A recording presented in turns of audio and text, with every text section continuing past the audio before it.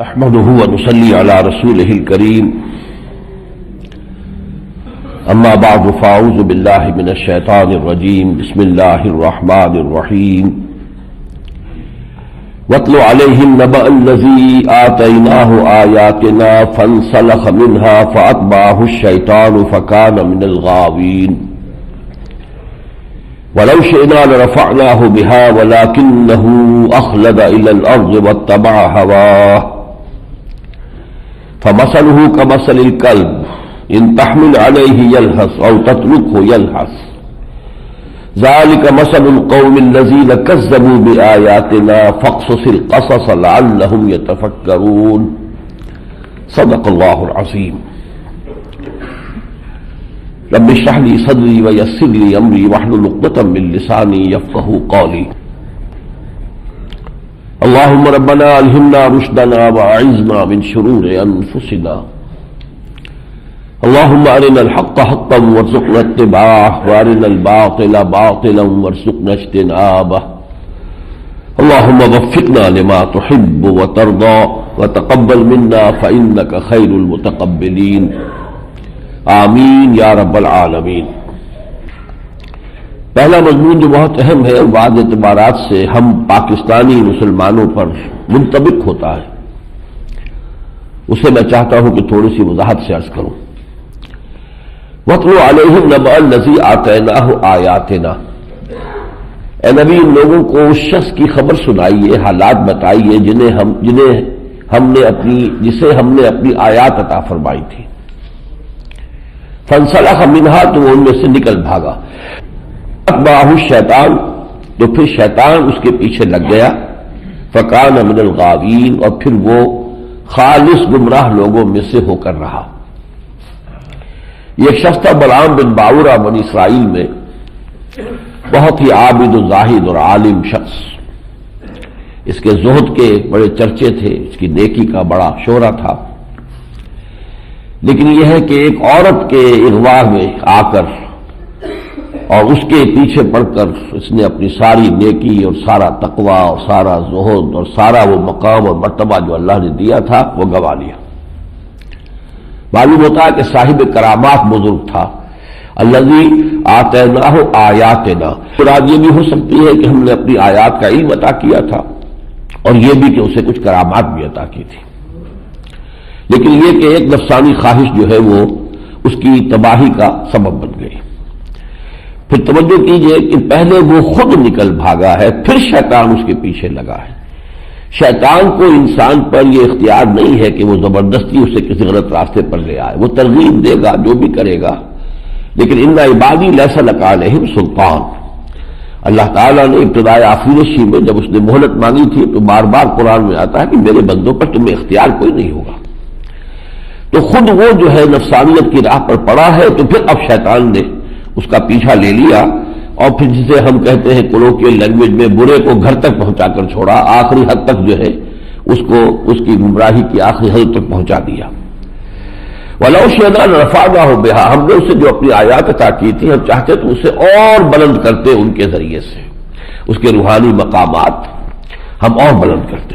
وَلَكِنَّهُ أَخْلَدَ إِلَى الْأَرْضِ، لیکن وہ تو زمین ہی کی طرف بیٹھتا چلا گیا۔ زمینی خواہشات، یہ ہمارا حیوانی وجود زمین سے آیا ہے، اور اس کی خواہشات ساری زمینی خواہشات ہیں، یہ ہمیں نیچے کو گھسیٹتی ہے، پستی کی طرف لے کر جاتی۔ وہ زمین ہی کی طرف دھستا چلا گیا، واتبع ہواہ، اور اس نے اپنی خواہش نفس کی پیروی کی۔ فمثلہ کمثل الکلب، اس کی مثال گدھے کسی ہے، کتے کسی ہے کہ اس پر اگر بول ڈالو تب بھی ہانپتا ہے، نہ ڈالو تب بھی ہانپتا ہے، اس کی زبان نکلی رہتی ہے۔ ذالک مثل القوم الذین کذبوا بآیاتنا، یہی مثال ہے اس قوم کی بھی کہ جس نے ہماری آیات کو جھٹلایا۔ میرے نزدیک یہ جو پاکستان کا قیام ہے یہ ایک معجزہ تھا، اور اس سے پہلے 400 برس کی تاریخ جو ہے اس کا اظہار کر رہی ہے کہ اللہ تعالیٰ کی خصوصی مشیت جو ہے وہ اس خطے کے ساتھ شامل ہے۔ پہلے 1000 برس تک سارے مجددین عالم عرب میں ہوئے، اور 11ویں صدی سے مجددین کی جو بعثت ہے ان کا ظہور اس بر صغیر ہند و پاک میں شروع ہوا۔ مجدد الفسانی، شاہ ولی اللہ دہلوی، سید احمد بریلوی، پھر شیخ الہند، علامہ اقبال، مولانا مودودی، مولانا الیاس، ان کے معیار کی کوئی شخصیت پورے عالم اسلام میں اس پورے عرصے میں پیدا نہیں ہوئی۔ پھر تحریک خلافت چلی تو یہی چلی، اور کس شور شور کے ساتھ چلی۔ پھر آزادی کی تحریک چلی تو اسلام کا نام صرف دنیا میں، پوری دنیا میں یہاں لیا گیا کہ پاکستان کا مطلب کیا، لا الہ الا اللہ۔ اور مسلمان انتہائی منتشر تھے، ہندو بہت منظم تھے، سرمایہ دار تھے، تعلیم یافتہ تھے، کانگریس بڑی عظیم ایک تحریک تھی، گاندھی جیسا لیڈر ان کو میسر تھا، درویش منش انسان، وہ گویا کہ دونوں طرح کے اس کے اندر چیزیں جمع تھی۔ لیکن یہ کہ اللہ تعالیٰ کی ایک مشیت کے تحت پاکستان وجود میں آیا۔ لیکن یہ کہ اب اس کے بعد سے ہم نے جو کچھ کیا ہے تو معلوم ہوتا ہے کہ ہم بھی اسی بلعام بن باورہ کی روش پر چل رہے ہیں کہ اس کے بعد وہ اسلام ہم کہاں لائے، وہ تو کہیں نہیں۔ سود کا تانا بانا جو کا کیوں، اور پختہ سے پختہ، اور اس پر مزید اضافہ جوئے کا ہو رہا، جوئے کے جو بادل ہے وہ گھٹا جو ہے اور بڑھتی چلی جا رہی ہے، بے حیائی ہے تو وہ آگے سے کہیں زیادہ ہے۔ تو صورتحال یہ ہے کہ ہم بھی در حقیقت ذالک مثل القوم الذین کذبوا بآیاتنا، یہی مثال اس قوم کی بھی ہے کہ جو اپنی اللہ کی آیات کو جھٹلائے۔ فقصص القصص لعلہم یتفکرون، تو اے نبی آپ یہ واقعہ سنا دیجئے اور یہ واقعات لوگوں کے سامنے بیان کر دیجئے، شاید کہ وہ غور و فکر سے کام لیں۔ تو ہمارے لیے یہ ایک لمحہ فکریہ ہے۔ اس کے بعد اسی رکوع میں ایک اور مضمون آیا ہے کہ یہ دنیا میں جتنے انسان چلتے پھرتے نظر آتے ہیں، حقیقت میں یہ سب کے سب انسان نہیں ہیں، ان میں بہت بڑی تعداد انسان نما حیوانات کی ہے۔ یہ کون لوگ ہیں؟ جنہوں نے اپنے روحانی وجود کو دبا کر اس کو ختم کر کے گویا کہ اپنے اس خاکی وجود میں اس کا مقبرہ تیار کیا ہوا ہے۔ اب یہ چلتے پھرتے مقبرے ہیں، انسان جو حیوان ہے، اس میں انسان مر چکا، اب حیوان انسان ہے جو چل رہا ہے، اور اس کے اندر اس کی روح کا مقبرہ ہے۔ لہذا ان کی کیفیت کیا ہے کہ وہ حیوانات سے بھی گئے گزرے، اور آخر کا یہی لوگ ہوں گے کہ جو جہنم کا ایندھن بنیں گے۔ فرمایا وَلَقَدْ ذَرَأْنَا لِجَهَنَّمَ كَثِيرًا مِنَ الْجِنِّ وَالْإِنسِ، ہم نے بہت سے جنوں اور انسانوں کو جہنم کا ایندھن بننے کے لیے چھوڑ دیا ہے۔ لَهُمْ قُلُوبٌ لَا يَفْقَهُونَ بِهَا، ان کے دل ہے لیکن وہ اس سے غور و فکر نہیں کرتے۔ وَلَهُمْ أَعْيُنٌ لَا يُبْصِرُونَ بِهَا، آنکھیں تو ہیں دیکھتے نہیں ہیں۔ دیکھنا حیوانوں کا سا دیکھنا دیکھتے ہیں، گاڑی سڑک پر آ رہی تھی، میں نے بھی دیکھا، میں بھی بچ گیا، کتے نے بھی دیکھا، وہ بھی بچ گیا، میرے اور کتے کے دیکھنے میں کوئی فرق نہیں ہے۔ اصل حقیقت تو یہ ہے کہ جس چیز کو انسان دیکھ رہا ہو اس کی جو باطنی حقیقت ہے اس کو پہچانے۔ اہل نظر ذوق نظر خوب ہے، لیکن جو شے کی حقیقت کو نہ دیکھے وہ نظر کیا۔ اسی لیے حضور فرمایا کرتے تھے دعا کے طور پر، اللہم ارنی حقیقت الاشیاء کما ہی، اللہ یہ اشیاء تو سب کو نظر آ رہی ہے جیسے مجھے نظر آ رہی ہے، لیکن مجھے تو حقیقت اشیاء پر مطلع فرما جیسے کہ وہ فی الواقع ہے۔ وَلَهُمْ آذَانٌ لَا يَسْمَعُونَ بِهَا، ان کے کان ہیں لیکن سنتے نہیں ہیں، وہ حیوانوں کا سا سننا سن رہے ہیں۔ دیدن دیگر آموز شنیدن دیگر آموز، ایک اور طرح کا دیکھنا سیکھو اور ایک اور طرح کا سننا سیکھو۔ اولئک کالانعام، یہ چوپایوں کے مانند ہیں، بل ہم اضل، بلکہ ان سے بھی زیادہ گمراہ۔ کیوں؟ اس لیے کہ حیوانات کو تو پیدا ہی اس سطح پر کیا گیا، ان کے لیے وہ شرف ہے ہی نہیں کہ جو انسان کو دیا گیا۔ انسان کو تو پیدا کیا گیا لقد خلقنا الانسان فی احسن تقویم، پھر اس منصب پر اس مقام پر پیدا ہونے کے بعد اگر وہ حیوانوں کی سطح پہ جا کھڑا ہوتا ہے، صف میں کھڑا ہو جاتا ہے، تو گویا کہ وہ بل ہم اضل اس کا مستحق ہے۔ اولئک هم الغافلون، اور یہی وہ لوگ ہیں کہ جو بالکل غافل ہیں، انہیں فکر ہی نہیں ہے۔ حیوانوں کی طرح جیسے کہ حیوان چرتا ہے، پانی پیتا ہے، زندہ رہتا ہے، بس کھایا پیا اور اپنی جنسی خواہش پوری کی، اللہ اللہ خیر صلی اللہ، کوئی فکر ہی نہیں میں ہوں کون، کہاں سے آیا ہوں، جا کہاں رہا ہوں، زندگی کا مال کیا ہے، نتیجہ کہیں نکلنے والا ہے نہیں نکلنے والا ہے، زندگی کا مقصود کیا ہے، سوچتے ہی نہیں، غافل۔ وَلِلَّهِ الْأَسْمَاءُ الْحُسْنَىٰ فَادْعُوهُ بِهَا، دیکھو تمام اچھے نام اللہ کے ہیں، بس اللہ کو پکارا کرو ان ناموں کے ذریعے سے۔ یہ نام اسی لیے تلقین کیے گئے کہ ان کے ناموں کے ذریعے سے اللہ کو پکارا جائے، یا ستارو یا غفارو، یہ جو اس طریقے سے اللہ کو پکارنا ہے۔ وَذَرُوا الَّذِينَ يُلْحِدُونَ فِي أَسْمَائِهِ، ذَرُوا الَّذِينَ يُلْحِدُونَ فِي أَسْمَائِهِ، جو لوگ اللہ کے ناموں میں کجی پیدا کرتے ہیں ان کو دفع کیجئے، ان کو چھوڑ دیجئے۔ یعنی یہ کہ یا تو ان ناموں کا غلط استعمال ہے، جیسے یہ کہ اللہ کے نام میں سے کسی ایک نام کو لے کر اس پر چلا کشی ہو رہی ہے، بہت ریاضت ہو رہی ہے، اور پھر اس کے ذریعے سے کوئی خاص قسم کی روحانی قوت جو ہے وہ حاصل کر لی ہے، اب اس کے ذریعے سے اپنا روحانیت کی دکانداری چلائی جا رہی ہے۔ یہ اللہ کے اسماء کا غلط استعمال ہے۔ اللہ کے اسماء کو تو بحثیت مجموعی سامنے رکھا جائے، خاص طور پر جو جوڑے ہیں ان کو کبھی بھی اکیلے کو استعمال نہ کیا جائے، بلکہ یہ کہ وہ الخافض والرافع وہی ہے جو اٹھانے والا ہے، وہی ہے جو گرانے والا ہے، المعز المذل وہی ہے جو عزت دینے والا ہے، اور وہی ہے کہ جو ذلت دینے، یہ نام ہمیشہ جوڑوں کی شکل میں لینے چاہیے، تنہا نہیں۔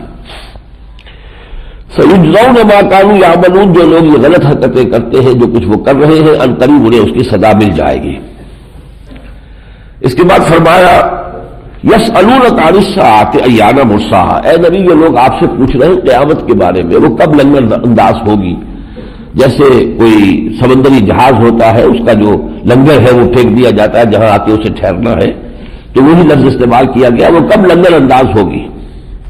قل انما علمھا عند ربی، کہہ دیجئے کہ اس کا علم میرے رب کے پاس ہے۔ لا یجلیھا لوقتھا الا ھو، وہی ہے کہ جو اسے اس کے خاص وقت پر جو اس کے علم میں ہے ظاہر کرے گا۔ یہ علم کسی کے پاس نہیں، کسی فرشتے کے پاس نہیں ہے، اور کسی نبی کو نہیں دیا گیا، یہاں تک کہ حضور نے فرمایا صلی اللہ علیہ وسلم حدیث جبرائیل میں صاف جب یہ پوچھا گیا کہ اخبرنی عن الساعہ، اب مجھے ذرا خبر دیجیے قیامت کے بارے میں، تو آپ نے فرمایا بل مسئول عنہا بعالم من السائل، تو اس جس سے پوچھا جا رہا ہے وہ زیادہ نہیں جانتا اس سے کہ جو پوچھ رہا ہے، یعنی یہ کہ یہ علم اللہ نے کسی کو نہیں دیا ہے۔ یسألونک کأنک حفی عنہا، آپ سے تو یہ ایسے سوال کرتے ہیں کہ جیسے آپ اسی کھوج کے اندر لگے ہوئے ہیں، حالانکہ آپ کا اس سے کوئی تعلق نہیں ہے، آپ کا کام ہے حق کی دعوت کو پہنچا دینا، اس میں آپ کی توجہات ہے۔ قل انما علمھا عند اللہ ولکن اکثر الناس لا یعلمون، کہہ دیجئے کہ اس کا علم اللہ کے پاس ہے، لیکن یہ کہ اکثر لوگ علم نہیں رکھتے۔ اب یہ توحید کا عظیم خزانہ ہے جو آ رہا ہے اگلی آیت میں، قل لا املک لنفسی نفعا ولا ضرا الا ما شاء اللہ، کہہ دیجئے مجھے تو خود اپنی جان کے بارے میں بھی اختیار نہیں ہے، نہ کسی نقصان کا نہ کسی نفع کا، سوائے اس کے جو اللہ چاہے، ہوتا وہ ہے جو اللہ چاہتا ہے۔ تو مجھ سے تم مطالبے طرح طرح کے کر رہے ہو، تو میں نے تو کبھی دعویٰ کیا ہی نہیں، لا املک لنفسی نفعا ولا ضرا الا ما شاء اللہ ولو كنت اعلم الغیب لاستكثرت من الخیر وما مسنی السوء، اور اگر مجھے غیب کا علم حاصل ہوتا تو میں تو بہت سا خیر جمع کر لیتا، اور مجھے کوئی تکلیف کبھی پہنچتی ہی نہ۔ تو معلوم ہوا کہ مجھے غیب کا علم بھی حاصل نہیں، غیب کا علم حاصل تھا اتنا ہی جتنا اللہ نے دیا۔ یہ تو یقینی بات ہے کہ نبوت جو ہے وہ اس کے بغیر تو ہے ہی نہیں، کہ بہت سی وہ چیزیں کہ جن کا علم عام انسانوں کو نہیں ہے، اللہ تعالیٰ انبیاء کو دیتا ہے، لیکن یہ کہ وہ کامل غیب نہیں، کل کا کوئی غیب نہیں، جتنا اللہ چاہتا ہے وہ دیتا ہے۔ ان انا الا نذیر وبشیر لقوم یؤمنون، میں کچھ نہیں ہوں اس کے سوا کہ خبردار کرنے والا ہوں اور بشارت دینے والا ہوں ان لوگوں کو کہ جو ایمان لائے۔ اس کے بعد پھر کچھ ایک مشرکانہ جو ایک سلسلہ لوگوں کے اندر وہاں اس معاشرے میں تھا، اس کا ذکر ہے، میں اس کو چھوڑ رہا ہوں۔ آگے فرمایا خذ العفو، اب یہ آخری آیات ہے سورہ مبارکہ کی اور بہت ہی پروفاؤنڈ ہے، بہت جامع ہے، حضور کے لیے ہدایات ہے۔ عام طور پر جو مدنی صورتیں ان میں آخر میں ہدایات جمع کے سیغے میں آتی ہے امت کے لیے، مسلمانوں کے لیے، اور مکی صورتوں میں عام طور پر آخر میں جو خطاب ہوتا ہے وہ انفرادی سطح پر واحد کے سیغے میں حضور سے ہوتا ہے، لیکن حضور کی وساطت سے مخاطب یہاں مسلمان بھی ہوتے ہیں۔ خذ العفو وامر بالعرف واعرض عن الجاہلین، اے نبی آپ معاف کرنے کی عادت ڈال لیجئے، پختہ کر لیجئے، کوئی کچھ کہے، کوئی آ کر آپ کو مجنون کہہ جائے، کوئی پاگل کہہ جائے، کوئی جھوٹا کہہ جائے، سن لیجئے، معاف کیجئے۔ خذ العفو، اس عادت کو مضبوطی سے پکڑ لیجئے، وامر بالعرف، اور نیکی کا بھلائی کا آپ حکم دیتے رہیے، واعرض عن الجاہلین، اور جاہلوں سے اعراض کیجئے۔ اگر کوئی معلوم ہو کہ یہ زندہ پر آ گیا ہے، بات سمجھنا چاہتا نہیں ہے، خامخواہ الجھ رہا ہے، تو قالوا سلاما، جیسے سورہ فرقان میں آیا ہے وَإِذَا خَاطَبَهُمُ الْجَاهِلُونَ قَالُوا سَلَامًا، سلام کہہ کے علیحدہ ہو جائیں کہ بھائی میری بات آپ کی سمجھ میں نہیں آ رہی ہے، اور کچھ آپ کی بات بھی میری سمجھ میں اس وقت نہیں آ رہی ہے، تو پھر کبھی بات کریں گے، بجائے اس کے کہ بحث میں جو ہے انسان وہ بحثا اور اس کے اندر جوش و خروش اور پھر جھگڑا اور فساد اور ہو جائے تو پھر یہ کہ وہ آواز بلند ہونے کے ساتھ ساتھ ہاتھا پائی بھی شروع ہو جائے. وَإِمَّا يَنزَغَنَّكَ مِنَ الشَّيْطَانِ نَزْغٌ، اور اگر کبھی آپ کو شیطان کی جانب سے کوئی چھوٹ لگ ہی جائے، کیا مطلب؟ طیش آ ہی جائے، اس نے مجھے یہ کہہ دیا، غصہ آ جائے. آخر یہ جو ہے بشریت ہے وہ تو حضور میں بھی تھی نا، جذبات بھی تھے، صدمہ بھی ہوتا تھا. ہم پڑھ چکے ہیں، ہمیں معلوم ہے کہ آپ کا سینہ بھیجتا ہے، آپ کو لَيَحْزُنُكَ الَّذِي يَقُولُونَ، جو کچھ یہ کہہ رہے ہیں اس سے آپ کو افسوس ہوتا ہے. تو اگر کہیں آپ کے نفس میں اشتعال آ ہی جائے، اور وہ اشتعال ہوگا نتیجہ شیطان کی کچھ چھوٹ کا. وَإِمَّا يَنزَغَنَّكَ مِنَ الشَّيْطَانِ نَزْغٌ فَاسْتَعِذْ بِاللَّهِ، تو فوراً استعاذہ کیجئے، اللہ کی پناہ میں آ جائیے، کہیے اعوذ باللہ من الشیطان الرجیم انہ سمیع علیم، یقیناً وہ سب کچھ سننے والا اور جاننے والا ہے. ان الذین اتقوا اذا مسهم طائف من الشیطان تذکروا فاذا هم مبصرون، یقیناً وہ لوگ جو تقویٰ پر کاربند ہیں، جب ان پر کسی شیطان کا سایہ کچھ پڑ جاتا ہے تو وہ فوراً ہوش میں بھی آ جاتے ہیں. یعنی تھوڑی سی دیر کے لیے تو ان پر ٹرانزٹری ایک اثر تو ہوتا ہے، لیکن یہ کہ پھر فوراً ہوش میں آتے ہیں. جیسے سورہ نساء میں ہم نے پڑھا تھا کہ یعملون السوء بجہالۃ ثم یتوبون من قریب، کہ جہالت میں، نادانی میں، جذبات کی رو میں بہہ کر کوئی غلط حرکت تو کر بیٹھے لیکن فوراً ہوش میں آئے کہ اللہ کیا میں کر بیٹھا ہوں، یہ مجھ سے کیا خطا ہو گئی ہے، میں کیا اندھا ہو گیا تھا، میں کس طرح جذبات میں بہہ گیا تھا، فوراً اللہ کی جناب میں جو ہے وہ رجوع کریں. وہی نقشہ یہ ہے ان الذین اتقوا اذا مسهم طائف من الشیطان تذکروا فاذا هم مبصرون، وہ فوراً جو ہے ہوش میں آتے ہیں اور پھر انہیں حقائق نظر آ جاتے ہیں. واخوانهم یمدونهم فی الغی، اور جو ان کے بھائی ہوتے ہیں شیاطین کے، انہیں وہ خوب لے کر پھر اس کجی کے راستے پر کھینچتے چلے جاتے ہیں. یعنی وہ تو چونکہ انہی کے مرید ہیں، انہی کے ساتھی ہیں، تو ان کے اندر اشتعال بھی آیا، غصہ بھی آیا، پھر انہوں نے اور بھی جو کچھ بکواس کی، زبان سے بھی کی، سب کچھ کیا، تو وہ شیطان کے اثرات ان کے اوپر بڑھتے چلے جاتے. ثم لا یقصرون، اور پھر وہ کوئی کمی نہیں کرتے.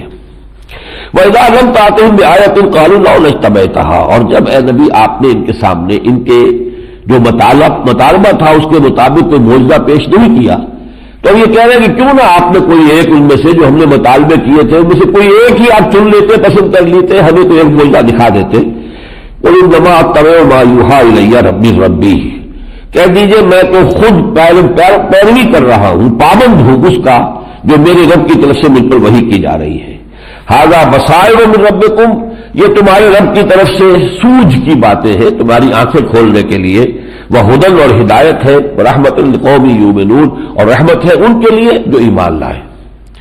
وَإِذَا قُرِئَ الْقُرْآنُ فَاسْتَمِعُوا لَهُ وَأَنصِتُوا لَعَلَّكُمْ تُرْحَمُونَ، اور دیکھو جب کبھی قرآن پڑھا جا رہا ہو تو پوری توجہ سے کان لگا کر سنا کرو اور خود خاموش رہا کرو تاکہ تم پر رحم کیا جائے. یہ قرآن مجید کا اپنا ایک حق ہے. وَاذْكُر رَبَّكَ فِي نَفْسِكَ تَضَرُّعًا وَخِيفَةً، اور اپنے رب کو اپنے دل میں یاد کرتے رہا کرو گڑ گڑاتے ہوئے. اللہ تعالیٰ کے سامنے تو عاجزی کرنی ہے بندے کو، انتہائی عاجزی کے ساتھ. جیسے حضور کی ایک دعا ہے، چونکہ قرآن کا تذکرہ بھی یہاں آیا ہے، تو قرآن کے لیے جو اللہ کے رسول کی ایک دعا ہے اس میں یہ کہ یہ عاجزی کی انتہا ہے. میری جو کتاب ہے مسلمانوں پر قرآن مجید کے حقوق، اس کے آخر میں میں نے یہ پوری دعا دی ہے. اللہم انی عبدک وابن عبدک وابن امتک، پروردگار میں تیرا بندہ ہوں، میرا باپ بھی تیرا ادنا غلام تھا، میری ماں بھی تیری ادنا کنیز تھی. فی قبضتک، میرا پورا وجود تیرے قبضہ قدرت میں ہے. ماضٍ فیہ حکمک، میرے پورے وجود میں تیرا ہی حکم سائد ہے. عدل فیہ قضاؤک، میرے بارے میں جو فیصلہ تو کرے وہ عدل پر مبنی ہے.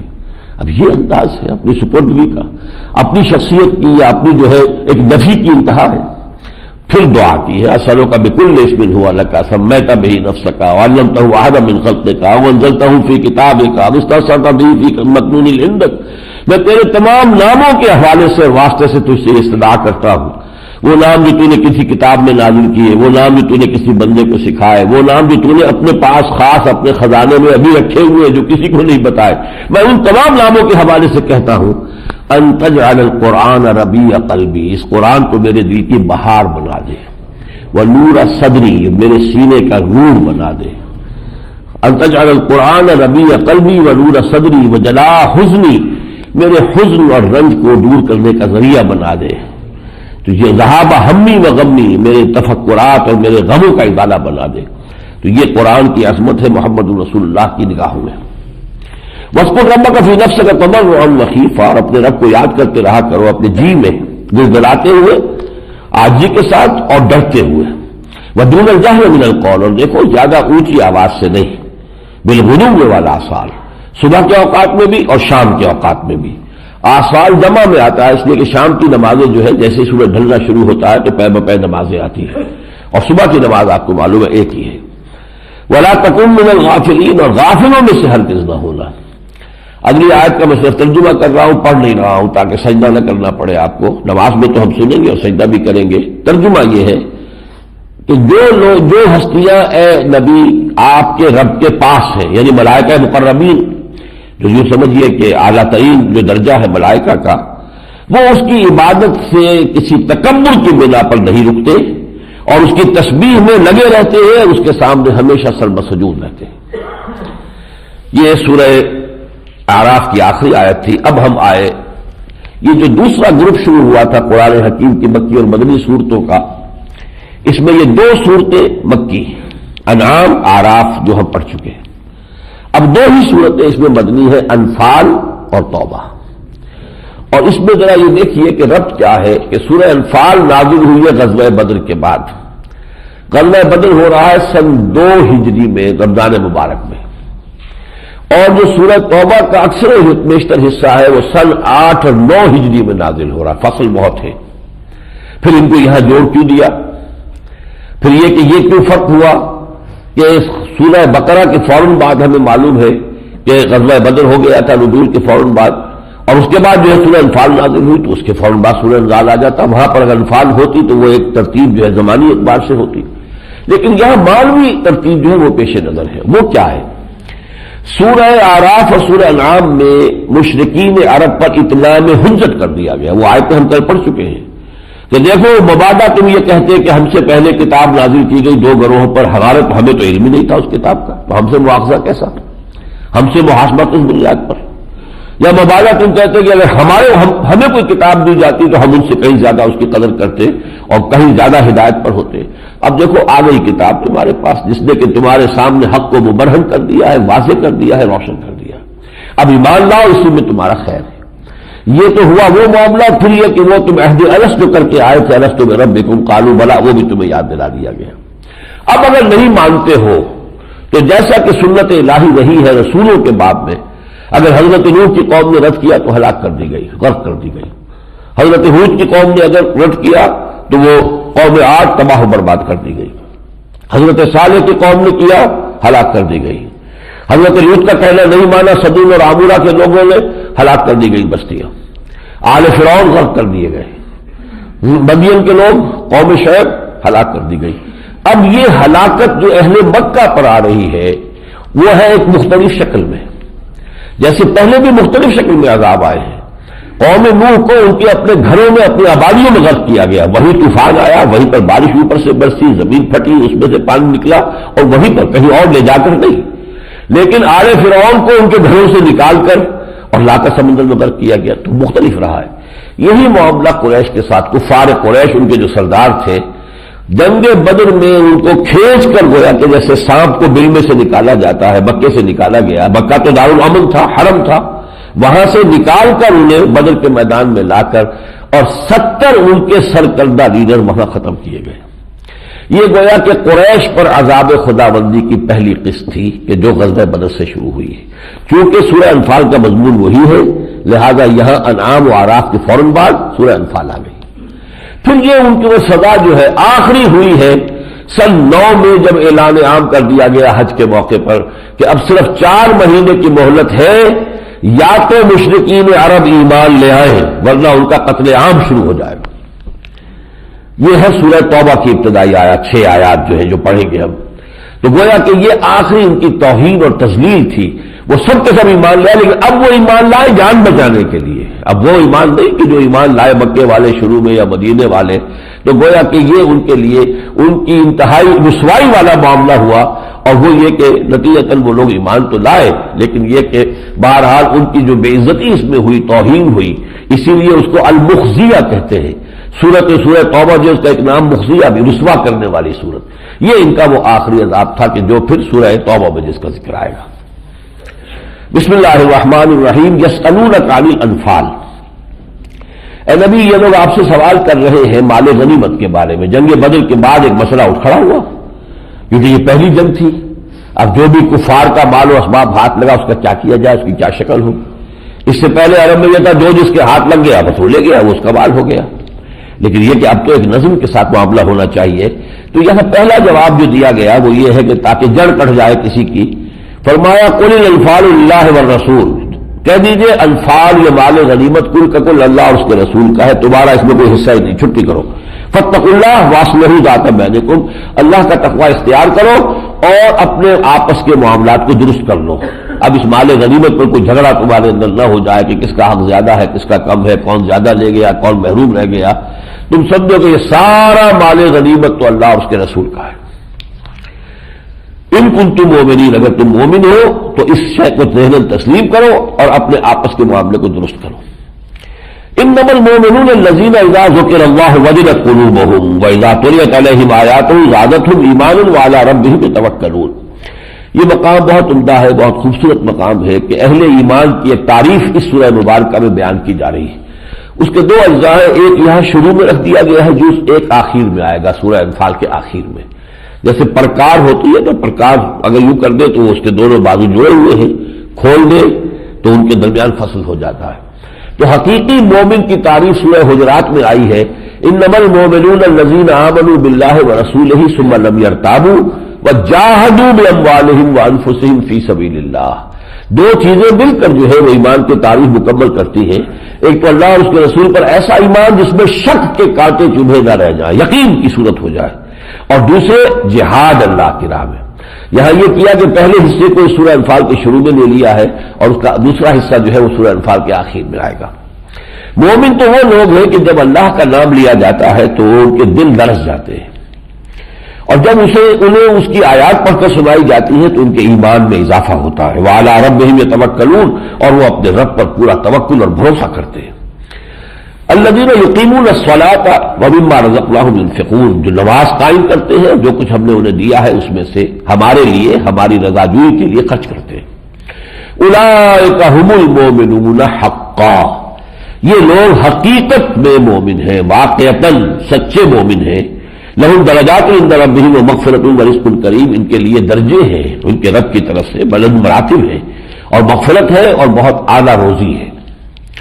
کما اخرجک ربک من بیتک بالحق، یاد کیجئے جیسے کہ نکالا تھا آپ کو آپ کے رب نے آپ کے گھر سے حق کے ساتھ، یعنی غزوہ بدر کے لیے جب روانگی ہوئی آپ کی مدینہ منورہ سے۔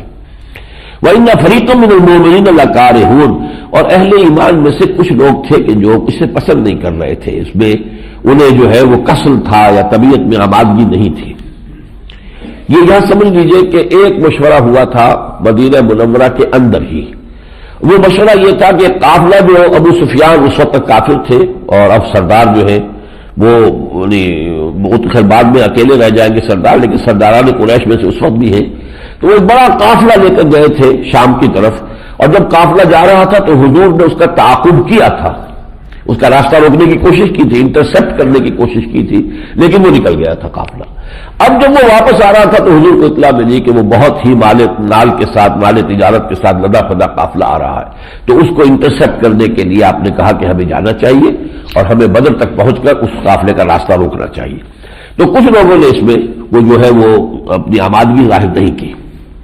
یجادلونک فی الحق بعد ما تبین کانما یساقون الی الموت وهم ینظرون، وہ لوگ حق کے بارے میں تو آپ سے جھگڑتے رہے، اس کے بعد بھی کہ ان پر حق واضح ہو گیا تھا کہ واقعتاً نبی کا ارادہ یہ ہے، نبی کا قصد ہے، لیکن یہ کہ انہیں تو کچھ ایسے محسوس ہو رہا تھا کہ جیسے انہیں موت کی طرف دھکیلا جا رہا ہو۔ اچھا، اس کے بعد جب حضور نکلے ہیں 313 آدمیوں کو لے کر، اور چونکہ کوئی جنگ جو ہے کسی بڑی فوج سے ملک بھیڑ کا تو کوئی خیال تھا ہی نہیں، وہ تو ایک قافلے کا راستہ روکنا تھا، اور قافلے میں زیادہ 50 اس کے ساتھ جو تھے وہ محافظین تھے، باقی جو ہے سارا مال تجارت تھا، لہذا کوئی ساز و سامان کا اہتمام نہیں ہوا، تقریباً 79 لوگ نکل آئے، جیسے کہ پہلے بھی کچھ حصے کچھ جو ہے قافلوں کا پیچھا کیا گیا تھا۔ لیکن جب کچھ آدھے سے زیادہ راستہ طے کر کے مقام صفرا پر پہنچے تو حضور کو اطلاع ملی کہ وہ قافلہ تو شمال سے آ ہی رہا ہے، لیکن اب جنوب سے مکے سے 1000 کا کیل کانٹے سے لیس لشکر بھی نکل آیا ہے، اور تمام سرداران قریش اس میں شامل ہیں۔ قریش نے اپنی پوری قوت جمع کر کے اور اب وہ جنگ کا فیصلہ جنگ کرنے کا فیصلہ کر لیا۔ اب شمال سے قافلہ آ رہا ہے، جنوب سے یہ لشکر چلا آ رہا ہے۔ اب آپ نے ایک اور مجلس مشاورت منعقد کی کہ دیکھو مسلمانوں، صورت اب یہ بن گئی ہے، شام سے قافلہ آ رہا ہے، اس کے ساتھ 50 ہے جو کہ اس کے محافظ ہیں، اور جنوب سے لشکر آ رہا ہے، اور اللہ کا وعدہ یہ ہے کہ ان دو میں سے ایک پر تمہیں ضرور فتح دے گا، یہ بھی اللہ کا وعدہ ہے، تو بتاؤ کدھر چلے؟ اب یہ گویا کہ کوئی بھی کمانڈر جو ہے وہ کسی بھی بڑی جنگ سے پہلے اپنے ساتھیوں کے مورال کا اندازہ کرتا ہے کہ ان کی ہمت اور ان کے جذبات کیا ہیں۔ حضور نے یہ سوال رکھا تو کچھ لوگ کہنے لگے کہ ہمیں قافلے کی طرف چلنا چاہیے، آسانی سے 50 آدمی ہیں، آسانی سے ہم ان پر قابو پا لیں گے، پھر ان کے ہتھیار بھی ہمیں مل جائیں گے، ہم تو نہتے ہی نکل آئے تھے مدینے سے، ہتھیار بھی نہیں ہے ہمارے پاس، پھر جو ہے اس لشکر سے مقابلہ جو ہے وہ ہمارے لیے آسان ہو جائے گا۔ اللہ کا کچھ اور ہی ارادہ تھا، اللہ یہ چاہتا تھا کہ یہ بات کھل جائے کہ 1000 کیل کانٹے سے لیس آدمیوں کو 313 نہتوں نے شکست دے دی، اور تاکہ وہ یوم الفرقان بن جائے، حق واضح ہو جائے کہ اللہ کی تائید و نصرت کس کے ساتھ ہے۔ کیونکہ ابو جہل نے بھی یہ مشہور کر دیا تھا، وہ اس زوم میں آیا تھا کہ 1000 کا لشکر لے کر میں جا رہا ہوں، مسلمانوں کا کہاں ٹھکانا ہوگا کہ وہ ہمارا مقابلہ کر سکے، تو اس نے کہا کہ یہ یوم الفرقان ہوگا، یہ معلوم ہو جائے گا کہ اب اللہ کس کے ساتھ ہے، اللہ کی تائید کس کے ساتھ ہے، جو جیتے گا بس اللہ بھی اسی کے ساتھ ہے۔ تو اس نے خود اس بات کا اعلان کر دیا تھا، اور اللہ تعالیٰ فی الواقع اسے یوم فرقان بنانا چاہتا تھا، لہذا اللہ کا منشا کچھ اور، رسول کا منشا بھی وہی تھا جو اللہ کا تھا۔ وَإِذْ يَعِدُكُمُ اللَّهُ إِحْدَى الطَّائِفَتَيْنِ أَنَّهَا لَكُمْ، اور یاد کرو جب کہ اللہ تعالیٰ وعدہ کر رہا تھا تم سے کہ دو جماعتوں میں سے، دو گروہوں میں سے ایک پر تمہیں ضرور فتح حاصل ہو جائے گی، یا قافلہ یا جو لشکر۔ وَتَوَدُّونَ، اور اے مسلمانوں تم یہ چاہتے تھے، أَنَّ غَيْرَ ذَاتِ الشَّوْكَةِ تَكُونُ لَكُمْ، کہ تمہیں وہ ملے اس قافلے سے مڑ بھیڑ ہو کہ جس میں کانٹا چبھنے کی بھی کوئی زیادہ خطرہ نہ ہو۔ وَيُرِيدُ اللَّهُ أَن يُحِقَّ الْحَقَّ بِكَلِمَاتِهِ، اللہ یہ چاہتا تھا کہ اپنے کلمات کے ذریعے سے حق کا حق ہونا واضح کر دے، وَيَقْطَعَ دَابِرَ الْكَافِرِينَ، اور کافروں کی جو ہے کمر توڑ دے۔ لِيُحِقَّ الْحَقَّ وَيُبْطِلَ الْبَاطِلَ، تاکہ حق کا حق ہونا ثابت ہو جائے اور باطل کا باطل ہونا ثابت ہو جائے، وَلَوْ كَرِهَ الْمُجْرِمُونَ، چاہے یہ مجرموں کو کتنا ہی ناگوار ہو۔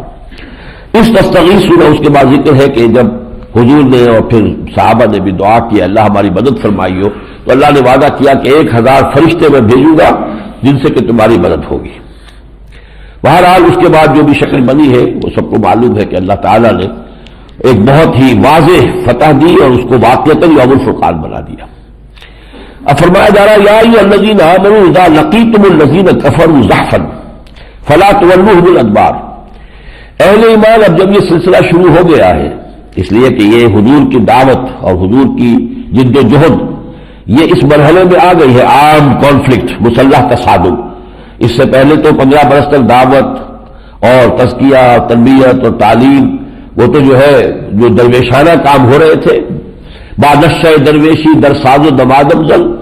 اب وہ مرحلہ آ گیا کہ جو پختہ شوی خدرا بر سلطنت جم زن، اب ٹکراؤ شروع ہو گیا ہے۔ لہذا یہ کہ اب جو ہدایت دی جا رہی ہے کہ اے مسلمانوں یہ سلسلہ چلے گا، یا ایھا الذین آمنوا اذا لقیتم الذین کفروا زحفا، جب تمہاری ملاقات ہو کفار سے جنگ کے میدان میں، فلا تولوهم الادبار، تو دیکھو انہیں کبھی پیٹھ نہ دکھانا۔ ومن یولہم یومئذ دبرہ، اور جو شخص اس دن انہیں اپنی پیٹھ دکھا دے گا، الا متحرفا لقتال، سوائے اس کے کہ وہ کوئی جنگی چال ہی کی شکل میں ہو، کہ کوئی جیسے کہ شمشیر زنی میں کوئی شمشیر زن جو پیترا بدلتا ہے ادھر سے ادھر جاتا ہے، اسی طریقے سے کوئی ٹیکٹیکل موو ہو اس کی وجہ سے ذرا پیچھے ہٹنا پڑے تو وہ بالکل اور بات ہے۔ اور متحیزا الی فئۃ، یا کسی اور اپنی جماعت کی طرف پیچھے ہٹ رہے ہو، جسے آرڈرلی ریٹریٹ کہا جاتا ہے۔ اگر کسی میں ضرورت پیش آتی ہے، سمجھتے ہیں کہ اس وقت ہمارا ذرا پیچھے ہٹ جانا، لیکن ایک ہے پیٹھ دکھا کر بھاگنا لوگوں کا، ایک ہے خود اس پوری فارمیشن کے ساتھ رفتہ رفتہ آرڈرلی ریٹریٹ پسپائی جو ہے اختیار کرنا۔ ان دو کو تو مستثنا کر دیا۔ ٹیکٹیکل موو ہے کوئی مینورنگ ہے جس کی وجہ سے ذرا پیچھے ہٹ رہے ہیں، تو اس میں تو تمہیں کوئی تمہارے اوپر ملامت نہیں. لیکن اگر ان دو صورتوں کے سوا جان بچا کر پیٹھ دکھا کر بھاگے فقط باء بغضب من اللہ، تو اس نے اللہ کا اپنے آپ کو غضب کا مستحق بنا لیا. وہ مأواہ جہنم، اس کا ٹھکانہ جہنم ہوگا. وبئس المصیر، اور وہ بہت ہی برا ٹھکانہ ہے. اب غزوہ بدر میں جو شکل ہوئی ہے اس پر اللہ تعالیٰ فرما رہے فلم تقتلوہم ولکن اللہ قتلہم. دیکھو مسلمانوں، تم نے قتل نہیں کیا ان کو، اللہ نے قتل کیا. وما رمیت اذ رمیت ولکن اللہ رمی. حضور نے بھی ایک مٹھی بھر کر کنکریوں کی اور پھینکی تھی لشکر کفار کی طرف، شاہت الوجوہ، چہرے بگڑ جائیں، تو آپ نے نہیں پھینکی تھی اے نبی. وہ جو مٹھی آپ نے پھینکی تھی کنکریوں کی بھر کر، وہ آپ نے نہیں پھینکی تھی ولکن اللہ رمی، بلکہ یہ کہ در حقیقت اللہ تعالیٰ نے پھینکی تھی. اب یہ ذرا ایک باریک نکتہ ہے. ویسے ہمارے تمام افعال جو ہے اس میں یہ دو کمپوننٹس لازم ہیں. میں نے گلاس اٹھایا، ارادہ میرا تھا، لیکن اللہ کی اذن کے بغیر میں نہیں اٹھا سکتا تھا. جب یہ دو چیزیں شامل ہو جاتی ہیں، میرا ارادہ اور اذن رب، تب یہ عمل وجود میں آتا ہے. اب اس عمل کو یہ بھی کہا جا سکتا ہے کہ میں اپنی طرف منسوخ کروں، میں نے گلاس اٹھایا، اور یہ بھی کہہ سکتا ہوں اللہ نے گلاس اٹھوایا، اللہ کی اجازت کے بغیر میں اٹھا نہیں سکتا تھا. اس حوالے سے یہ بات کہ اہل ایمان تم نے قتل کیا تو ہم نے قتل کیا اصل میں، اور اے نبی آپ نے جب وہ مٹھی پھینکی تھی تو آپ نے نہیں، ہم نے پھینکی تھی. تو اس معنی میں وہ گویا کہ ایک کمپوننٹ جو ہے اللہ کے اذن اور تائید کا، اس پر ایمفیسائز کیا جا رہا ہے. اور دوسری بات یہ بھی ہے فی الواقع کہ بدر کی جنگ میں جو ہے فرشتوں کی مدد بڑی واضح طور پر آئی ہے، اور اس کی جو ہے بعض صحابہ نے اس کا واقعہ مشاہدہ کیا ہے. یہ تجربہ بیان کیا کہ میں نے تو وار کیا تھا، ابھی میرے وار سے پہلے وہ شخص بڑا ہوا تھا، مر چکا تھا. یعنی کوئی اور بھی طاقت تھی غیر مرئی کہ جو اس وقت کام کر رہی تھی، اور اللہ تعالیٰ کی وہ جو ایک حکمت ہے وہ اس میں برسر کار تھی. وَلِيُبْلِيَ الْمُؤْمِنِينَ مِنْهُ بَلَاءً حَسَنًا. اور یہ سب کچھ اس لیے تھا کہ اللہ تعالیٰ اہل ایمان کو ایک آزمائش سے دوچار کر کے ان کی خوبیوں کو نکھارے، معلوم ہو. ظاہر بات ہے کہ امتحان میں سے کوئی گزرتا ہے تو کوئی آتا ہے ود فلائنگ کلرز آتا ہے، بہت اچھا کامیاب ہو کر آتا ہے، تو اس کی جو ہے گویا کہ وہ صلاحیتیں نکھرتی ہیں امتحانات سے. تو ابلا یبلی ابلاً جب باب افعال سے آتا ہے تو اس کے معنی ہوتے کسی کے کو جانچ کر اور پھر اس کی صلاحیتوں کو نکھار دینا، نمایاں کر دینا. ان اللہ سمیع علیم، یقیناً اللہ تعالیٰ سب کچھ سننے والا اور جاننے والا. ذالکم وان اللہ موہن کید الکافرین. اور دیکھو اب یہاں پر یہ ذکر ان سے خطاب ہو رہا ہے کفار مکہ سے، دیکھو یہ ہو گیا تمہارے ساتھ، اور تم نے جا کے دیکھ لیا کہ اللہ تعالیٰ کافروں کی چالوں کو ناکام کرنے والا ہے. ان تستفتحوا فقد جاءکم الفتح. اگر تم فیصلہ چاہتے تھے، تم نے کہا تھا فرقان، تو تمہیں فیصلہ تو مل گیا، معلوم ہو گیا اللہ کس کے ساتھ ہے. وَإِن تَنْتَهُوا فَهُوَ خَيْرٌ لَكُمْ. باز آ جاؤ تو اسی میں تمہاری خیریت ہے. وَإِن تَعُودُوا نَعُودْ. اگر تم دوبارہ پھر کوئی اقدام کرو گے تو ہم بھی اسی طریقے سے معاملہ کریں گے. وَلَن تُغْنِيَ عَنْكُمْ فِئَتُكُمْ شَيْئًا وَلَوْ كَثُرَتْ. اور تمہاری یہ تعداد جو ہے خواہ کتنی بھی زیادہ ہو تمہیں فائدہ نہیں پہنچائے گی. وَأَنَّ اللَّهَ مَعَ الْمُؤْمِنِينَ. اللہ اہل ایمان کے ساتھ ہے. یا ایھا الذین آمنوا اطیعوا اللہ ورسولہ ولا تولوا عنہ وانتم تسمعون. اہل ایمان دیکھو، اطاعت کیے جاؤ اللہ کے اور اس کے رسول کی، اور کبھی رسول کی طرف سے منہ نہ موڑنا، اور جبکہ تم اس کی پکار کو سن رہے ہو. رسول اپنی طرف بلا رہے ہیں اور تم جا رہے ہو پیٹ دکھا کر، نہیں، بلکہ یہ کہ اللہ کے اور اس کے رسول کی اطاعت، اور یہ کہ جہاں بھی رسول کی پکار آئے تو تیر کی طرح جاؤ.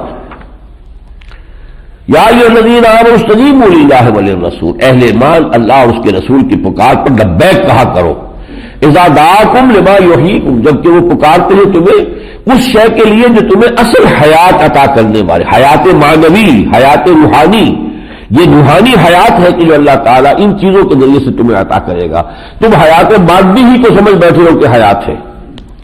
وَاعْلَمُوا أَنَّ اللَّهَ يَحُولُ بَيْنَ الْمَرْءِ وَقَلْبِهِ. یہ جان لو اللہ تعالیٰ، کوئی شخص جو ہے اگر اللہ اور اس کے رسول کی پکار کو سنتا رہے اور ٹالتا رہے، سنتا رہے اور ٹالتا رہے، تو جیسا کہ میں نے پہلے بھی واضح کیا ہے، پھر وہ صلاحیت ہی جو ہے سلب ہو جاتی ہے. تو فرمایا پھر اللہ تعالیٰ حائل ہو جایا کرتا ہے بندے کے اور اس کے قلب کے درمیان. پھر توفیق ختم ہو جاتی ہے. پوائنٹ آف نو ریٹرن پر آدمی پہنچ گیا، اب اس کے لیے ممکن ہی نہیں ہے کہ وہ اللہ اور اس کے رسول کی پکار پر لبیک کہہ سکے. وَأَنَّهُ إِلَيْهِ تُحْشَرُونَ. اور تمہیں اسی کی طرف جمع کیا جائے گا. وَاتَّقُوا فِتْنَةً لَا تُصِيبَنَّ الَّذِينَ ظَلَمُوا مِنكُمْ خَاصَّةً. اور ڈرو اس عذاب سے کہ جب وہ آئے گا تو تمہارے صرف گناہگاروں کو اپنی لپیٹ میں نہیں لے گا. بلکہ یہ کہ گیہوں کے ساتھ گھن بھی پس جائے گا۔ وَاعْلَمُوا أَنَّ اللَّهَ شَدِيدُ الْعِقَابِ، اور جان رکھو کہ اللہ تعالیٰ سزا دینے میں بہت سخت ہے۔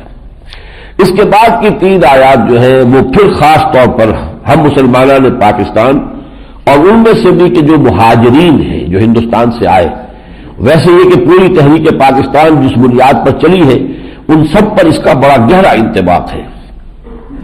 وَاذْكُرُوا إِذْ أَنْتُمْ قَلِيلٌ مُسْتَضْعَفُونَ فِي الْأَرْضِ، ذرا یاد کرو اے مسلمانوں جب تم تعداد میں کم تھے اور تمہیں دبا دیا گیا تھا زمین میں۔ مکے میں کیا ہو رہا تھا، کس طرح ٹارچر کیا جا رہا تھا، کس طرح تمہیں ستایا جا رہا تھا، کتنی تکلیفوں میں تھے، تمہیں دبا لیا گیا تھا جبکہ تم تعداد میں کم تھے۔ تخافون ان يتخطفكم الناس، تمہیں اندیشہ تھا کہ لوگ تمہیں اچک لیں گے۔ فآواکم، تو اللہ نے تمہیں پناہ دی، وأیدکم بنصرہ، اور تمہاری تائید کی اپنی نصرت سے، ورزقکم من الطیبات، اور تمہیں رزق دیا پاکیزہ چیزوں کا، لعلکم تشکرون، تاکہ تم شکر کرو۔ اب ہندوستان میں تحریک پاکستان کی اصل بنیاد یہی تھی کہ ہم اقلیت میں تھے، ہندو اکثریت میں تھے، بڑے منظم تھے، سرمایہ دار تھے، تعلیم یافتہ تھے، اندیشہ تھا کہ یہ ہمیں ایکسپلائٹ کریں گے، ہمیں دبائیں گے، ہماری زبان ہماری ثقافت کو بھی برباد کریں گے، اور بس پڑے گا تو ہمیں ہندو بنائیں گے۔ شدی کی تحریک کو شروع کر چکے تھے۔ یہ سارے خوف تھے جن کے بنا پر کہ وہ تحریک پاکستان چلی ہے۔ ایک فیئر کمپلیکس تھا ایک چھوٹی قوم کو، مسلمان قوم کو، ایک بڑی قوم ہندو قوم کے مقابلے میں، اسی کا اللہ نے یہ ہے کہ پاکستان دیا۔ پھر جو لوگ یہاں آئے انہیں پناہ دی۔ اس کے علاوہ یہ کہ کس قدر اللہ نے بچایا ہے پاکستان کو کس کس مرحلوں میں۔ وہ تو سمجھتے تھے کہ یہ جو قتل و غارت ہو رہا تھا، ٹرانسفر آف پاپولیشن ہو رہی تھی، اسی میں پاکستان ختم ہو جائے گا، چند مہینوں کے اندر اندر گھٹنے ٹیک دیں گے اور پاکستان نہیں چل پائے گا۔ کوئی فنڈز نہیں دیے تھے، تنخواہ دینے کے پاس تو قائد اعظم کے لیے کے پاس جو ہے پیسے نہیں تھے۔ ان بے سر و سامانی کے حال میں یہ ملک چلا ہے۔ پھر یہ کہ آپ کو معلوم ہے سن 65 میں کس طرح اللہ نے بچایا ہے کہ BBC پر ٹیلی ویژن پر دکھا دیا گیا کہ فال آف لاہور، لاہور پر تو ہندوؤں کا قبضہ ہو گیا، بھارتیوں کا۔ یہ ساری چیزیں جو ہے یہ نشانیاں ہیں اللہ کی، لیکن یہ کہ ہم نے اس کے بعد کیا کیا ہے اب تک وہ آپ کو معلوم ہے، وہ وعدے تو پورے نہیں کیے۔ یا ایھا الذین آمنوا لا تخونوا اللہ والرسول، دیکھو اب خیانت مت کرو اللہ اور اس کے رسول کے ساتھ۔ تم نے وعدہ کیا تھا، تم نے کہا تھا اللہ تیرے دین کا بول بالا کریں گے، تم نے تو یہ عہد کیا تھا لا تخونوا اللہ والرسول وتخونوا اماناتکم، اور اپنی امانتوں میں خیانت نہ کرو، وانتم تعلمون، جانتے بوجھتے، واعلموا انما اموالکم واولادکم فتنہ، اور جان لو کہ تمہارے اموال اور تمہارے اولاد جو ہے یہ فتنہ ہے، واللہ ان اللہ عنده اجر عظیم، اور یقینا اللہ ہی کے پاس ہے بڑا اجر۔ اب مجھے کچھ بیچ میں سے چھوڑنا ہوگا۔ قتال کا جو مرحلہ شروع ہوا ہے تو اب وہ آیت جو سورہ بقرہ میں بھی آئی تھی یہاں مزید نکھر کر آ گئی۔ وہاں آیت ہم نے پڑھی تھی قاتلوہم حتی لا تکون فتنۃ ویکون الدین للہ۔ اب جب یہ قتال کا مرحلہ شروع ہو گیا ہے تو یہ مرحلہ جاری رہے گا، قتال جاری رہے گا یہاں تک کہ فتنہ و فساد فروغ ہو جائے اور دین کل کا کل اللہ کا ہو جائے، اللہ کے لیے ہو جائے، اللہ کا حکم جو ہے پوری زندگی کے اوپر حاوی ہو، جاری و ساری ہو۔ یہاں اس میں اضافہ کیا گیا کل کا، وَقَاتِلُوهُمْ حَتَّى لَا تَكُونَ فِتْنَةٌ وَيَكُونَ الدِّينُ كُلُّهُ لِلَّهِ، پورا کا پورا دین، یہ نہیں کہ زندگی کا کوئی گوشہ تو اللہ کے حکم کے تابع ہے، باقی کوئی زندگی کے اور گوشے جو ہیں وہ اللہ کے حکم سے مبرہ ہے، علیحدہ ہے، مستثنیٰ ہے، نہیں۔ فَإِنِ انتَهُوا فَإِنَّ اللَّهَ بِمَا يَعْمَلُونَ بَصِيرٌ، پھر اگر یہ لوگ باز آ جائیں جو اللہ کے دین کی مخالفت کر رہے ہیں، روڑے اٹھا رہے ہیں، اگر باز آ جائے تو اللہ تعالیٰ جو کچھ یہ کر رہے ہیں اس کو جانتا ہے۔ وَإِن تَوَلَّوْا فَاعْلَمُوا أَنَّ اللَّهَ مَوْلَاكُمْ، اور یہ کہ پھر اگر وہ نہ مانے تو جان لو کہ اللہ تمہارا حمایتی ہے، ساتھی ہے، مددگار ہے، نعم المولا و نعم النصیر، وہ یقیناً بہت ہی اچھا ہے حمایتی اور بہت ہی اچھا ہے مددگار۔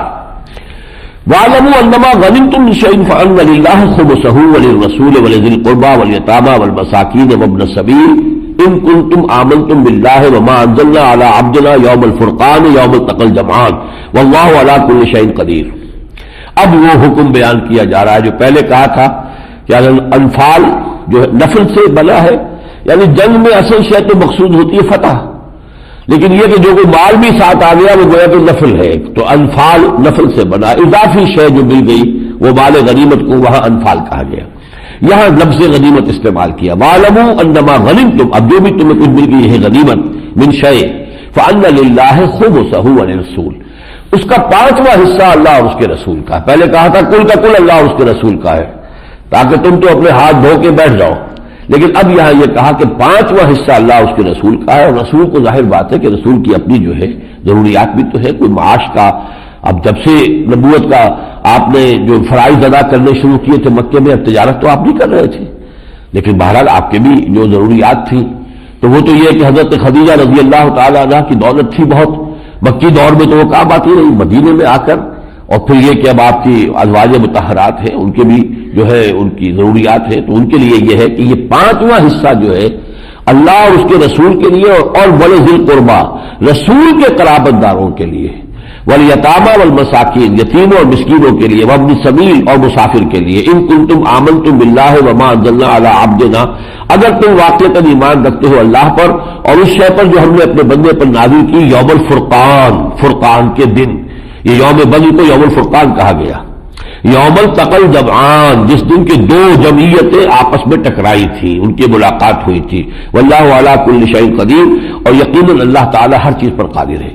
تو 5واں حصہ مال غنیمت کا اللہ اور اس کے رسول کے لیے، رسول کی اپنی ذاتی اخراجات، رسول کے اہل خانہ کے نان نفقہ، رسول کے قرابت داروں کے لیے. پھر یہ کہ غرباء مساکین، وہ بھی در حقیقت وہ بیت المال رسول کے ہاتھ میں ہے، تو گویا کہ ان کی ضروریات کو پورا کرنا بھی رسول کا ہے، اور رسول یہاں پر گویا کہ گورنمنٹ جو ہے انہی کے ہاتھ میں ہے. باقی 4 حصے ہیں وہ برابر برابر مجاہدین میں تقسیم کر دیے جائیں گے. ان میں یہ ہے کہ جو سوار ہے اسے دوہرا حصہ، جو پیدل ہے اسے اکیلا. اس لیے کہ سوار جو ہے وہ اپنی سواری کو بھی خود ہی اس کو چارے وارے کا اہتمام کرتا تھا. کوئی سپلائی کے لیے علیحدہ کوڈ نہیں ہوتی تھی کہ ان کے لیے راشن آ رہا ہے. ہر شخص اپنے لیے بھی راشن لے کر خود نکلتا تھا جنگ کے لیے جب نکلتا تھا، اور اپنا جو بھی گھوڑا ہے یا اونٹ ہے اس کے لیے بھی چارے کا بندوبست وہ خود کرتا تھا. لہذا سوار کو دوہرا حصہ اور پیدل کو اکیلا، اور برابر برابر تقسیم ہو جائے گا. یا ایھا الذین آمنوا اذا لقیتم فئۃ فاثبتوا، اے اہل ایمان، جیسا کہ میں نے عرض کیا اب یہ سلسلہ شروع ہو گیا تو چلے گا. جنگ بدر ہے، جنگ احد ہے، جنگ احزاب ہے، بنی مستلق ہے، کتنی جنگیں ہیں حضور کے زمانے میں جو ہوئی ہیں تھوڑے سے عرصے کے اندر. اذا لقیتم فئۃ، جب تمہارا منبھیر ہو جائے، مقابلہ ہو جائے کسی گروہ سے، کسی فوج سے، فاثبتوا، تو ثابت قدمی کا مظاہرہ کرو. واذکروا اللہ کثیرا، اور اللہ کا ذکر کرو کثرت کے ساتھ. لعلکم تفلحون، تاکہ تم فلاح پاؤ. اس لیے کہ بندہ مومن کے صبر اور استقامت کے لیے بنیاد جو ہے وہ اللہ پر ایمان ہے، اللہ پر توکل ہے. تو اگر اللہ کو یاد رکھو گے تو تمہارے قدم جمے رہیں گے. وَأَطِيعُوا اللَّهَ وَرَسُولَهُ وَلَا تَنَازَعُوا فَتَفْشَلُوا وَتَذْهَبَ رِيحُكُمْ، اور دیکھو اللہ اور اس کے رسول کی اطاعت پر کاربند رہو، ڈسپلن کو پختہ رکھو. ایسا نہ ہو کہ وَلَا تَنَازَعُوا، جھگڑو مت، کسی تدبیر ہی کے معاملے میں جھگڑ پڑے، جیسا کہ 1 سال کے بعد جا کر ہو گیا. جو غزوہ احد میں ہم پر آئے ہیں، لَقَدْ صَدَقَكُمُ اللَّهُ وَعْدَهُ إِذْ تَحُسُّونَهُم بِإِذْنِهِ حَتَّىٰ إِذَا فَشِلْتُمْ وَتَنَازَعْتُمْ فِي الْأَمْرِ، تو وہاں پر معاملہ یہ ہو گیا، اختلاف کیا، 35 تیر انداز جو ہے اس جگہ کو چھوڑ کر چلے گئے، حالانکہ کمانڈر لوکل جو ہے وہ کہہ رہے تھے کہ ہرگز مت ہلو. تو فرمایا وَلَا تَنَازَعُوا فَتَفْشَلُوا، اگر تم آپس میں جھگڑو گے تو ڈھیلے ہو جاؤ گے، تمہارا نظم ڈھیلا ہو جائے گا، ڈسپلن کمزور ہو جائے گا. وَتَذْهَبَ رِيحُكُمْ، تمہاری ہوا اکھڑ جائے گی، تمہارا روب جو ہے وہ ختم ہو جائے گا. وَاصْبِرُوا، اور صبر کرو، إِنَّ اللَّهَ مَعَ الصَّابِرِينَ، یقیناً اللہ تعالیٰ صبر کرنے والوں کے ساتھ ہے. اذ يقول المنافقون والذين في قلوبهم مرض غر هؤلاء دينهم ومن يتوكل على الله فإن الله عزيز حكيم، اور یاد کرو جب کہ کہہ رہے تھے منافق اور جن کے دلوں میں روگ تھا. یہ روگ کا لفظ جو ہے قرآن مجید نے سورہ بقرہ میں استعمال کیا، فی قلوبهم مرض فزادهم الله مرضا، اور سورہ بقرہ میں نفاق کا لفظ کہیں نہیں آیا ہے. ایک بیماری ہے ان کے دلوں میں، سینوں میں ایک روگ ہے، وہی روگ ہے جس نے بڑھ کر نفاق کی شکل اختیار کی. تو گویا کہ ابتدائی جو وہ روگ ہے، دنیا کی محبت اور مال کی محبت، اولاد کی محبت، یہ روگ ہے کہ جو روکتی ہے انسان کو اللہ کی راہ میں سرفروشی کرنے سے. تو جب کہہ رہے تھے یہ منافق اور وہ لوگ کہ جن کے دلوں میں روگ ہے، غر هؤلاء دینہم، ان لوگوں کو تو ان کے دین نے بڑا دھوکے میں ڈال دیا ہے. جب انہوں نے دیکھا مسلمان کس ذوق و شوق کے ساتھ جنگ کے لیے جا رہے ہیں، کتنی ان کے اندر آمادگی ہے، کتنا ذوق جہاد ہے، کتنا شوق شہادت ہے، یہ منافق کہہ رہے ہیں کہ ان کی مت مار دی ہے، ان کے دین نے ان کو اپنے نفع و نقصان سے بالکل بے پرواہ کر دیا ہے، دھوکے میں ڈال دیا. غر هؤلاء دینہم، حالانکہ صورت یہ ہے کہ وَمَن يَتَوَکَّلْ عَلَى اللَّهِ فَإِنَّ اللَّهَ عَزِیزٌ حَکِیم، جو شخص واقعی اللہ پر ایمان رکھتا ہو اور وہ توکل کرے اللہ پر، اپنا معاملہ اس کے حوالے کر دے، سپردم بتو مایا خیشرا تو دانی حساب کم و بیشرا، اے اللہ تیری اگر حکمت اس میں ہے کہ میں زندہ واپس آ جاؤں تو زندگی عزیز ہے، اور اگر تیری حکمت اسی میں ہے کہ میری جان جائے تو میں بہت ہی خوش آمدید کہتا ہوں۔ نشان مرد مومن باتوں گویم جو مر گئے تبسم مطلب ہے اس فَإِنَّ اللَّهَ عَزِیزٌ حَکِیم، یقیناً اللہ تعالیٰ زبردست ہے، حکمت والا۔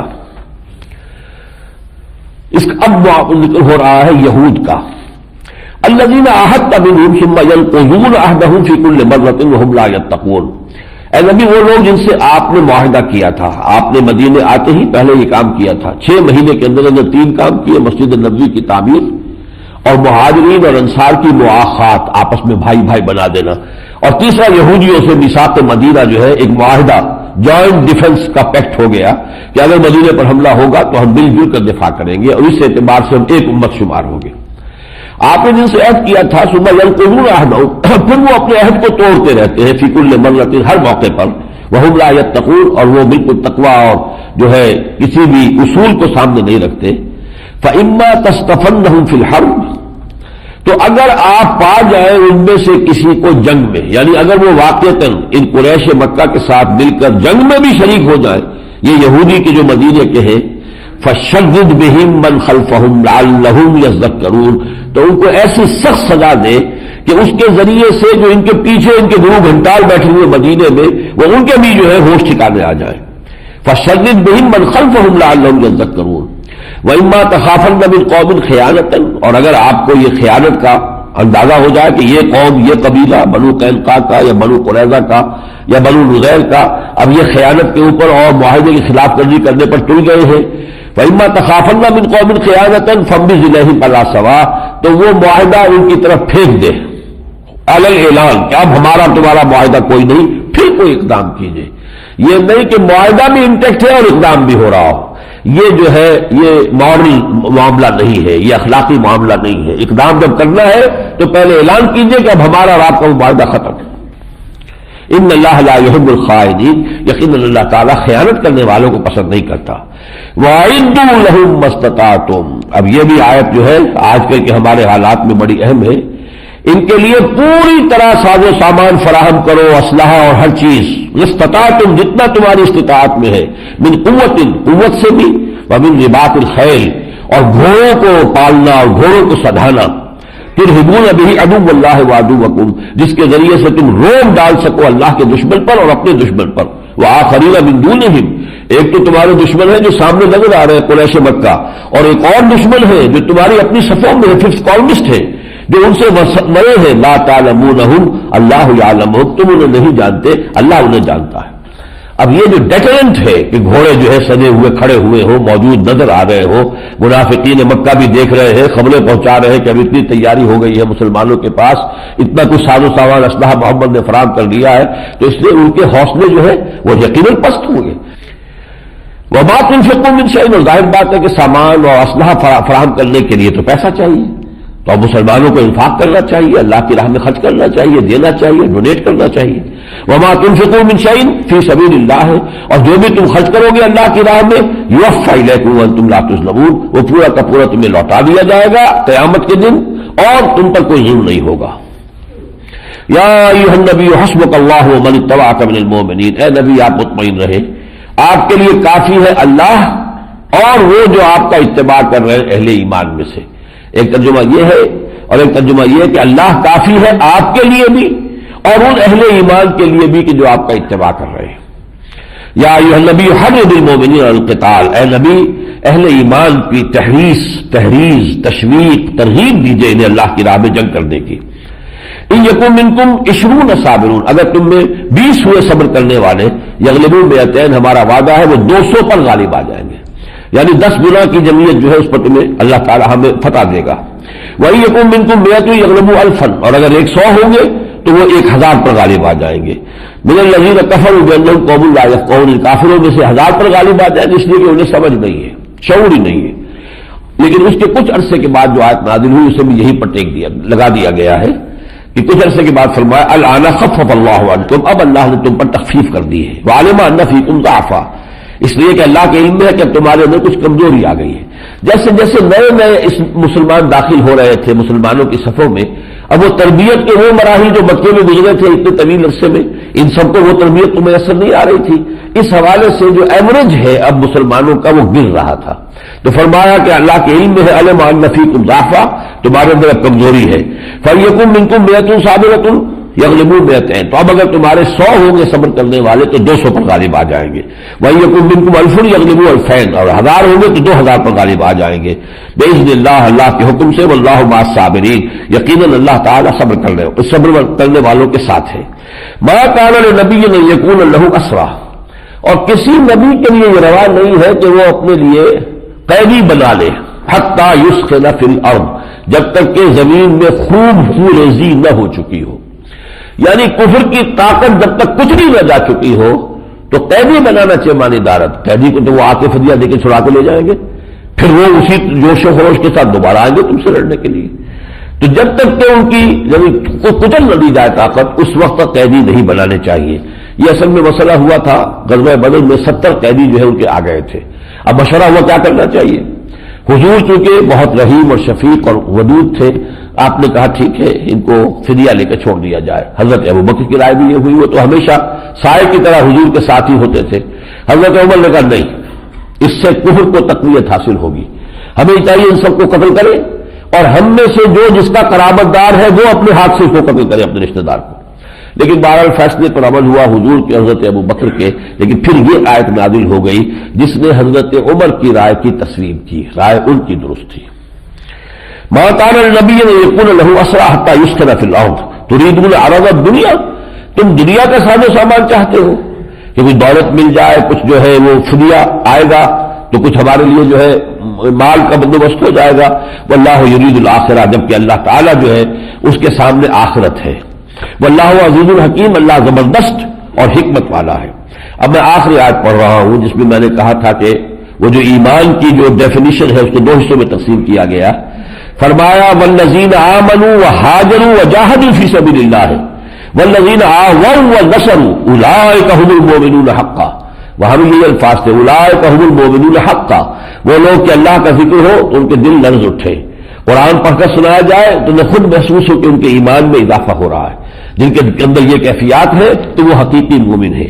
یہاں فرمایا والذین آمنوا، اور وہ لوگ کہ جو ایمان لائے، وہاجروا، جنہوں نے ہجرت کی اللہ کی راہ میں، وجاہدوا، اور جہاد کیا فی سبیل اللہ، اللہ کی راہ میں، والذین آووا ونصروا، اور وہ لوگ جنہوں نے انہیں پناہ دی، ٹھکانہ دیا اور مدد کی، اولئک هم المؤمنون حقا، یقیناً یہ سب کے سب مومن ہیں سچے، لہم مغفرۃ ورزق کریم، ان کے لیے اللہ کی طرف سے مغفرت بھی ہے اور بہت اعلیٰ روزی ہے، والذین آمنوا من بعد، اور جو لوگ بعد میں آئیں گے ایمان لائیں گے، وہاجروا وجاہدوا معکم، اور اب تمہارے ساتھ وہ ہجرت بھی کریں گے اور جہاد بھی کریں گے، اولئک منکم، وہ بھی تمہیں میں شمار ہوں گے، واولو الارحام بعضهم اولی ببعض فی کتاب اللہ، البتہ شریعت اسلامی میں جو رحمی رشتوں والے ہیں ان کے حقوق زیادہ ہیں۔ اب وراثت کا حکم آیا ہے تو ظاہر بات ہے کہ اس میں جو بھی رحمی رشتے ہیں انہی کے لیے ہوگا، واللہ ان اللہ بکل شیء علیم، یقیناً اللہ تعالی ہر چیز سے باخبر ہے۔